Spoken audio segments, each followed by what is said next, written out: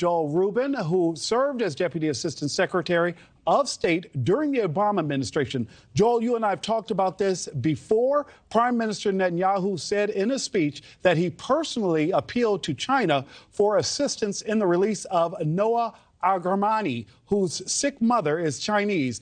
Could this be about more than just securing one hostage's release and instead an effort to get China more involved in diplomacy?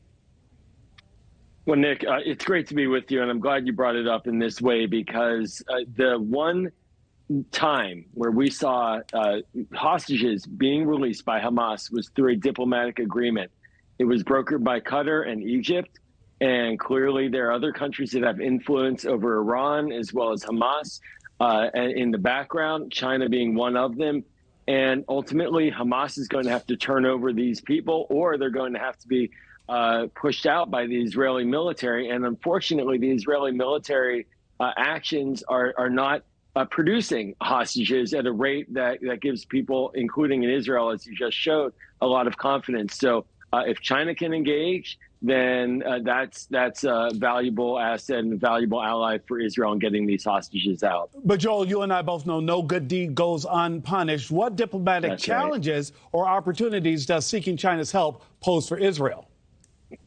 So, China is always looking for a way in to the Middle East diplomatically. It actually helped to broker an agreement several months ago between Iran and Saudi Arabia that was something that was very elusive for many decades.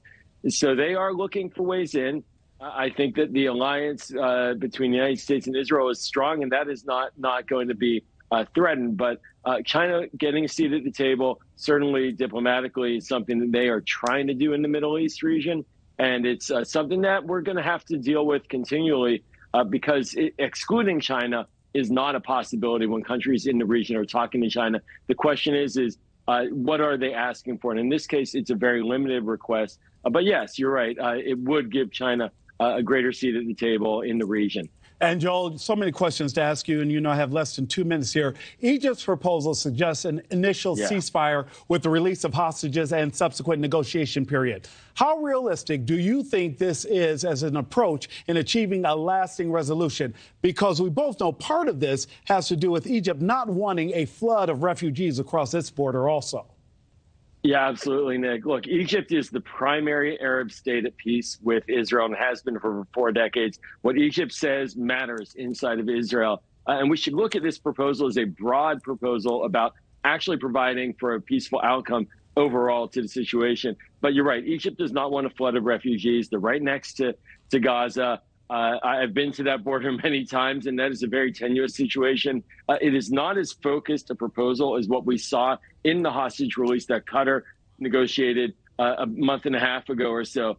So that's why it may be receiving a chilly reception. It's asking harder, bigger picture questions about the day after scenario in Gaza. But it's important that a major Arab power is putting that on the table. That is a good baseline for discussions about a path forward, not just on the hostages, but also on these other questions that are continually nagging in the diplomacy about what Israel and the Palestinians will have the day after a war. Joel, one last quick question. I've got less than 30 seconds. We've talked about the role that Egypt has to play. What role does Qatar have to play in a negotiation deal also when we know they have a relationship with both Israel, the United States, and Hamas? Crucial player. They're the ones that can turn the screws on Hamas and help spring these hostages out. There will be a day after, a question about what their relationship will be. But we, the United States, asked Qatar to play a role with Hamas over a decade ago and engage in him as a conduit because we don't want to talk to Hamas. And so in that way, they're a crucial ally in getting messages across in a very direct and concrete way to Hamas. Joel Rubin, former Deputy Assistant Secretary of State under Obama. Thank you so much, Joel. Thanks, Nick.